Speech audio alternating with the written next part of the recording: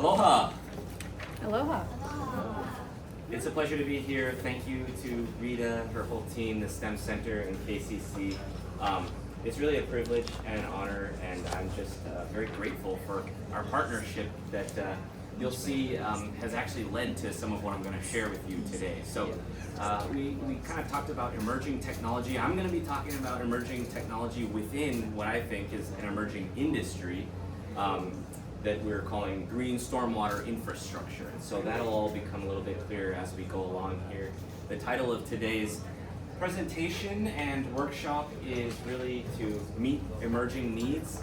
These emerging needs are essentially driven by climate change, population, and urban development, and many other factors through STEM systems and design thinking.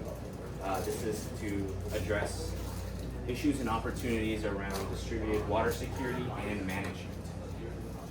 So just to introduce Hawaiʻi Green Growth, real high level, we're a local nonprofit, 501c3.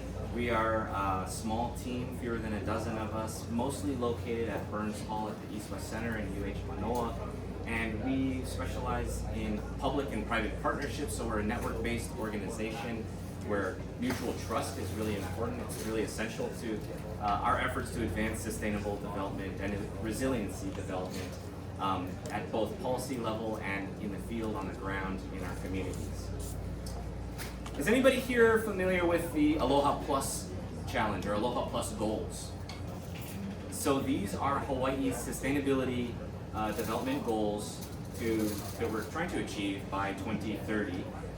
These were drafted and accepted by the state government around, I want to say 2014, just before actually the UN published and accepted their Sustainable Development Goals. They're the UN SDGs. So maybe some people here have heard of those. There's 17 and they're adding an 18th on culture right now.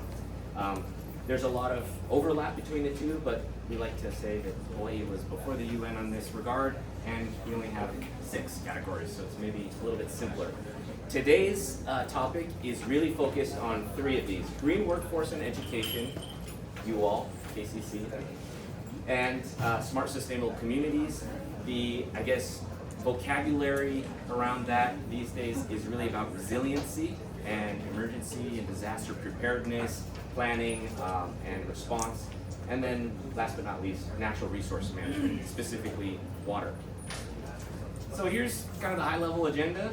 I'll be laying out a little bit of context so you can understand where I'm coming from, and then we'll get into R&D. Does everybody here know what R&D means? Stands for?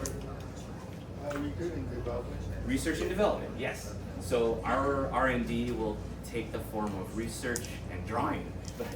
That'll be the development part. And then this is all kind of underscored by this theme of innovation. So one of our prompts was to come with Bill Nye energy. And so I'm not sure if I'm going to achieve that, but I like to think that we have sort of inventive energy, and that's where we're really trying to go with this. Everybody here depends on water to live. How many, I guess, glasses or does everybody here have like a water bottle? A lot of people have water bottles. Yeah. How many ounces or how much water do you consume in a day on average, would you say? Does anybody know how much we should consume? 3 liters. 3 liters? I've heard that 8 by 8, it's like 8 ounces, 8 times a day, something like that. So it's about 64 ounces at the minimum. Living in Hawaii, of course, we're often sweating a lot more, so it's important to rehydrate, right? Here, it's very, I think, common sense, but every living thing on Earth requires water to live. And so this feeds our food sources, our natural environment, that also contributes to cloud formation. So this is what people are referring to when they say ecosystem, right? Has everybody here been, I guess, apprised of systems thinking? Is that term familiar or new? Or? So I won't go too deeply into systems thinking, but just in the context of ecosystems, we're really talking about the interrelatedness between different, I guess, environments within this ecosystem. So that can be every aspect of the watershed, whether it's the mountains that are enshrouded by clouds most of the year. We get 40% of our drinking water from just that moisture that fills our mountains and fills our groundwater. We rely entirely on our groundwater for our drinking and everything here. 99% of our water comes from our groundwater. Does anyone know where that 1% comes from? You're gonna be disappointed because it's pretty obvious. That's surface water. So the streams and rivers and bodies of water like that. This is a map of our precipitation across Oahu. So you can see along the coasts, very dry, particularly in the leeward side of the island, right? We know that this was, and every island is like this, right? So like on Maui, Lahaina is over here on this side and they're very dry and that makes them susceptible to wildfire.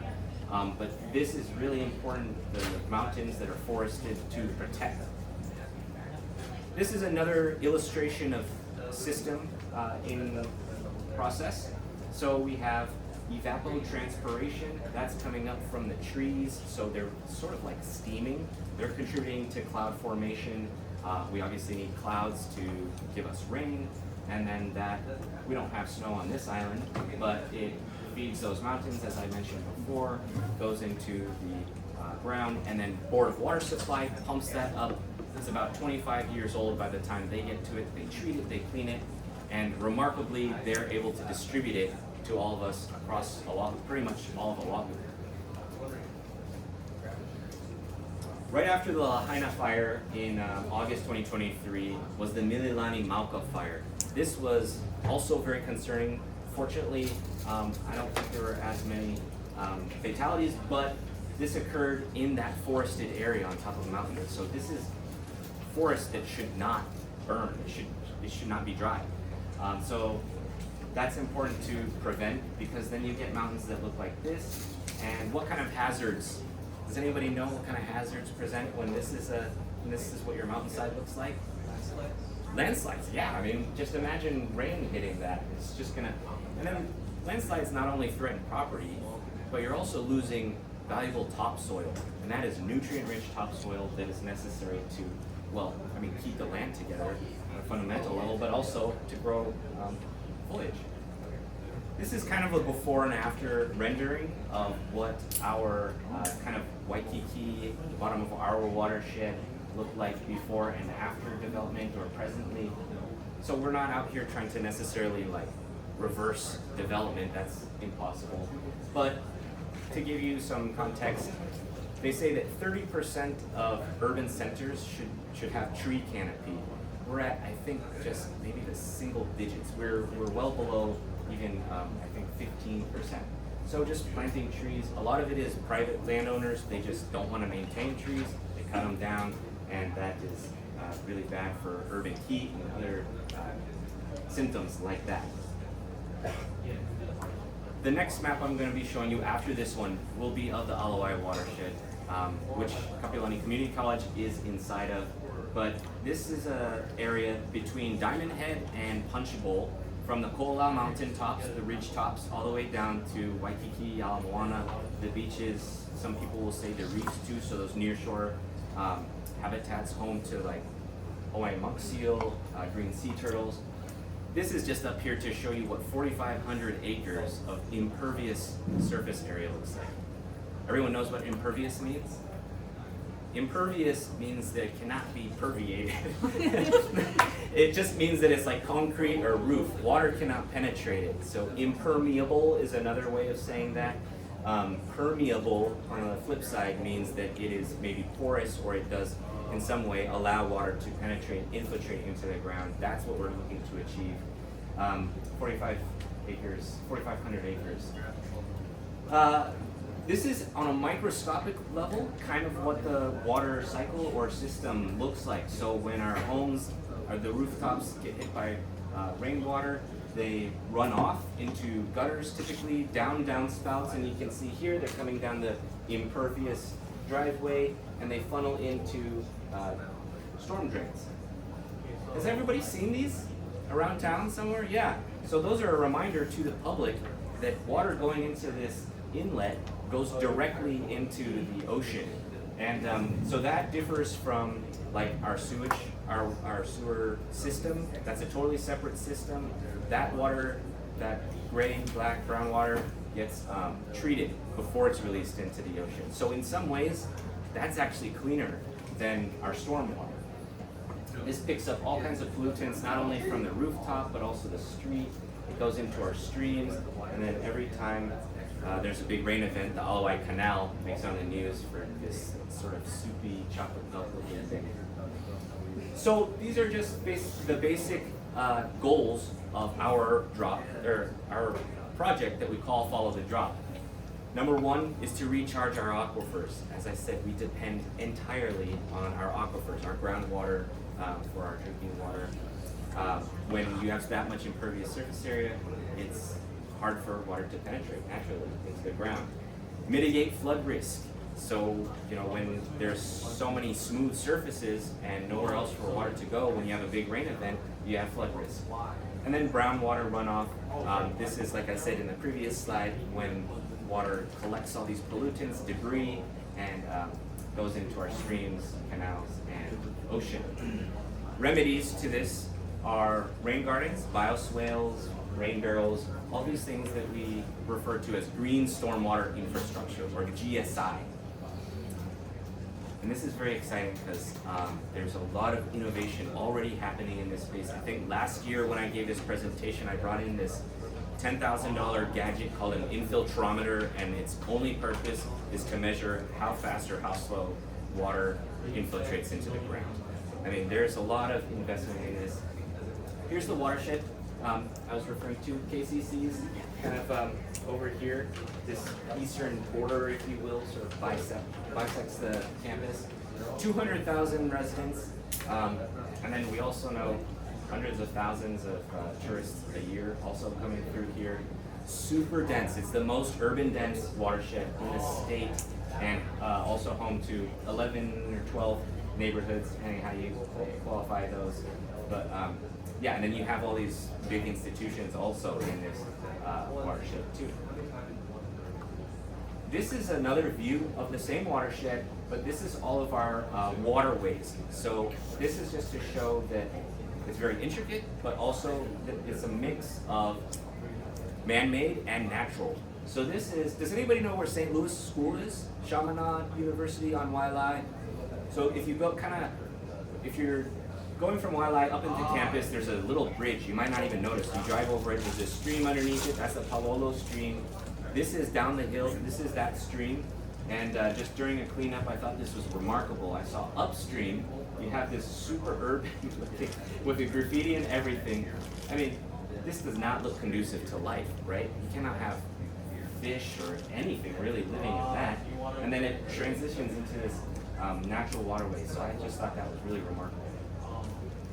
Hawaiʻi Canal, infamous for its accumulation of debris and pollutants every rain event.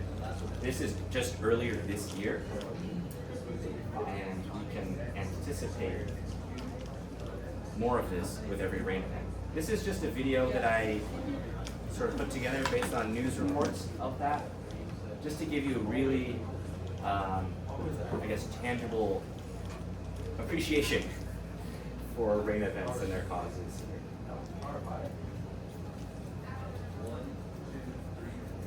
So we have a pretty sizable homeless population that also lives in some of these drainage canals and under the bridges, and so their belongings, their lives, their pets are also really at risk every rain event. They actually had to rescue a dog from the Alawai Harbor at this event. Yeah, the feet everything on the way. Sorry. The feet that they come in and then they Yeah, I mean, yeah, flash flooding is so fast. Yeah, so it's really hard to get warnings out. But you know, with weather forecasting and that kind of thing, I think we do a fairly good job here. So now we're going to sort of pivot a little bit into the R&D side. I think we've gotten the context kind of laid out. We're distilling into sort of on the ground, in the residential scenarios. This is a standard 55-gallon rain barrel, or actually it's just a barrel that we've turned into a rain barrel. That you can find, I source them from Facebook Marketplace. You can get them for $40 to $50. You want to make sure you kind of know what its previous contents were, so it's not something that was like gross or pollution before you buy it.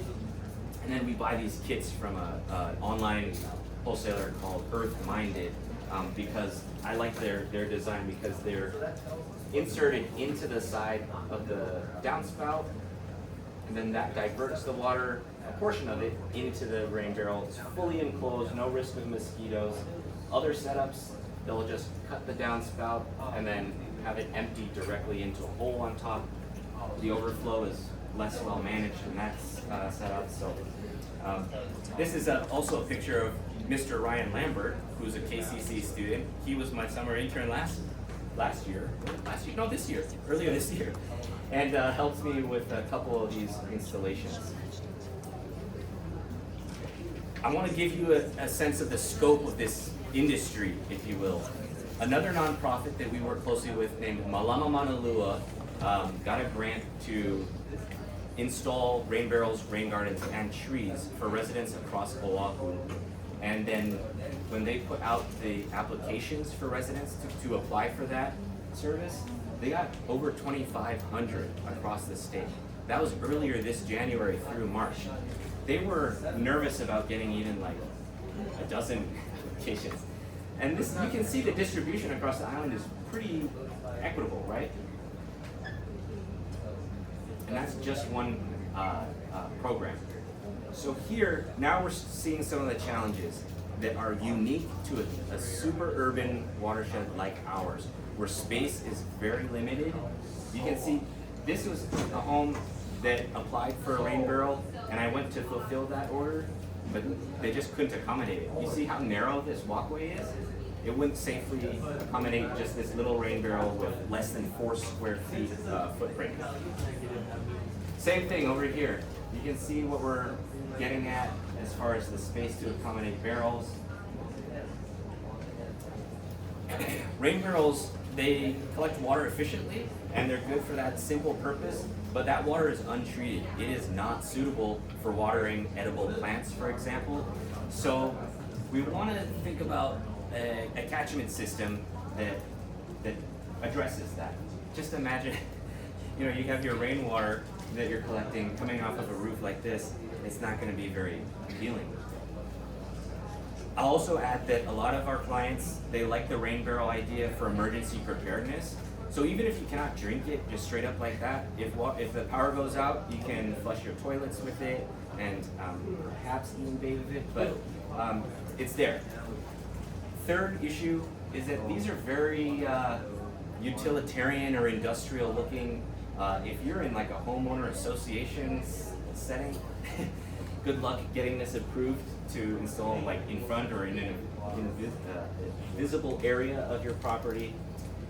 The aesthetics are not there. Some people do paint them and that improves it a little bit, but there's still this sort of chunky chunk right outside your house that some people are cool with, but other people they would like something different. So there's a market opportunity for that.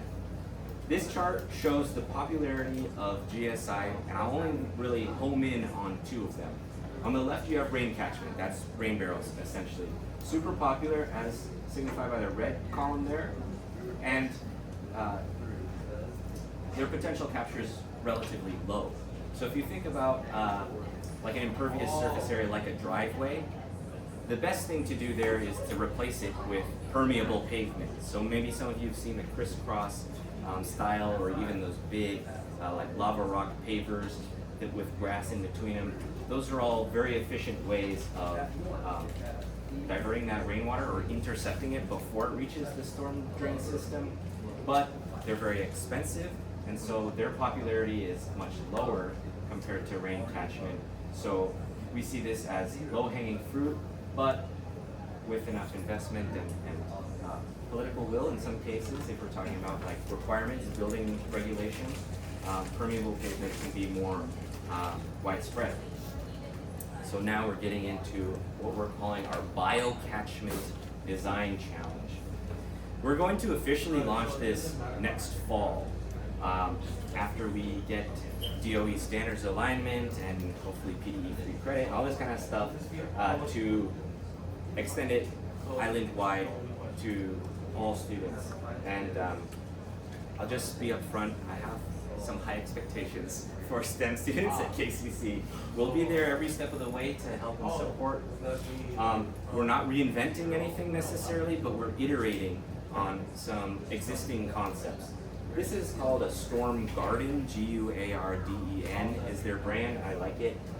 It's basically a planter box, but it has, you can see biofiltration. Bio just means life, right? In this case, plants.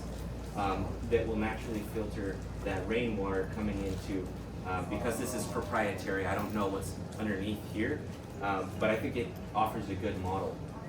This one is very big, but you know, we're looking for something that protrudes maybe no more than 12 inches from the wall, and then it's maybe even movable. Improves water quality and looks beautiful. So we have some coloring pages. It looks like everybody has some. Does everybody have pencils and colored pencils? Yeah, there should be on every table some colored pencils. Okay. How many people here draw at all? For fun? For any reason? Yeah? What kind of stuff do you draw?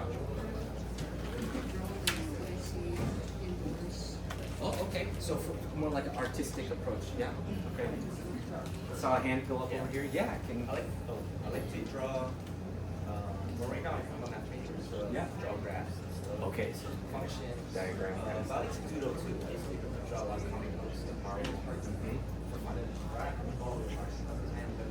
Yeah. I got a question. Why don't we have like a retractable tarp so only when it rains you can pull it down? Yeah. And that's when you catch it instead of like catching off your I love where you're thinking it's going, because that's brilliant. And this is something that's occurred to me too, as I'm thinking about in the future with fewer rain events, but more heavy rain events, we're going to have sort of like, I don't know, storm chasers. I imagine people that are doing these temporary setups to capture rainwater when it comes in order to store it. Maybe that's a little bit Mad Max doomerist, but I think that's the type of innovative thinking that we're looking for. I see another hand over here. What the line for? Sorry? What the goal? Oh, the goals? So slim line design, something that can fit alongside a wall that doesn't protrude like a barrel. It's not sticking out so much, it's not blocking the walkway. And then it's also beautiful looking, so it has some plants.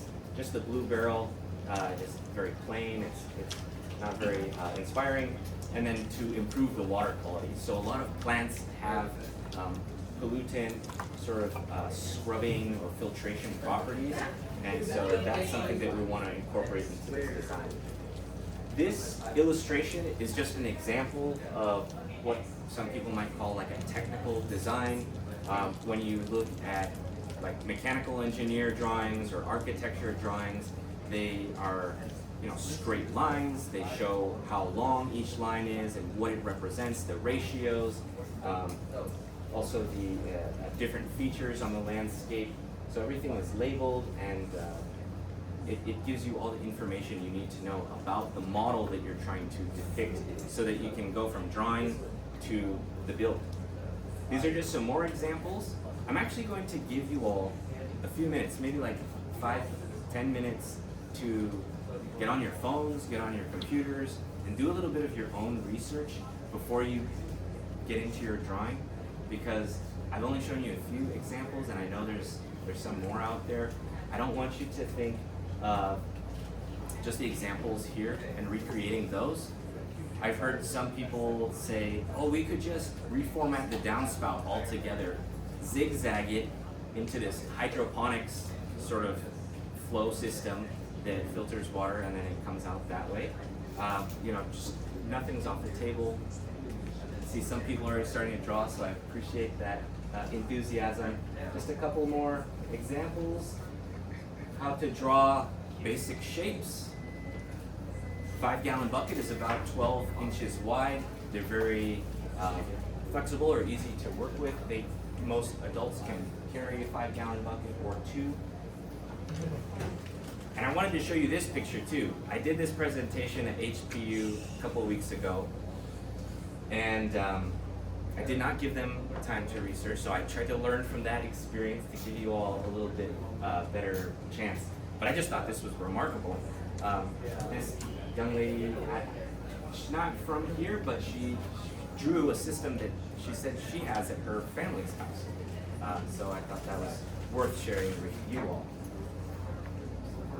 Okay, so let me know if you want me to navigate to any of the previous slides that I just showed.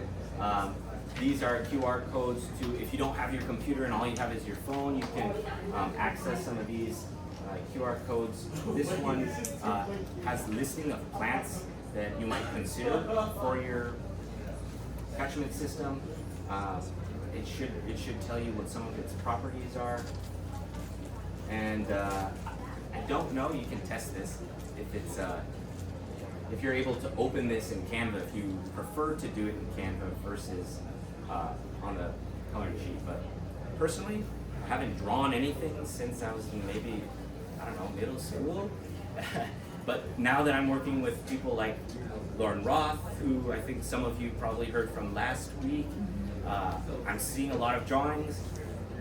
I am putting some of those into ChatGPT to help interpret them, because I'm not trained to read these technical drawings, but it will help me see where certain slopes or different grades are that are important to making kind of high-level decisions or questions. So with that, I'll give you 5-10 minutes. We'll circle back at 12:45. Is that Sounds okay? good, Yeah? Yeah. Okay. Any questions? I have a question. Yeah. I know I came kind of late, but you showed that the different, what's it, storm catchment, right? Yeah. And then you said the one, is it called the tile or the one before it? That catches the most potential, but it was, did you say it's like Oh, very permeable expensive? pavements. Yeah. Yeah. Yeah, so that would be like if you were to replace your concrete driveway slab, maybe it's cracking and it needs a replacement with, there's like cross hatch type that look pretty good and they're pretty stable. There's many different kinds, including porous asphalt, porous concrete. Those ones I've heard from engineers are a little more crumbly and they might not be so easy to maintain as the other ones just with grass in it. Because those porous ones, you're actually supposed to like vacuum them with industrial vacuums as maintenance. If you go to the Alawai golf course, they have permeable pavers that are like those interlocking bricks. And so they just look basically normal. They kind of remind me of like those those streets in Japanese villages. They're aesthetically pleasing, but those also require vacuuming because the debris and sediment will build up and then compromise it. So You're pretty silly. So that's why you said something about the expenses just to maintain is very high, right? Yeah, I mean the whole product life cycle, yeah, is expensive. Okay, so we're trying to come up with a design that would be not aesthetic, but Yeah, so this is sort of a simulation of a space that is too narrow for a rain barrel to go right here. So if you were to imagine, I don't know, less than 3 feet away from this wall, and that's your walkway that you're working with. Question?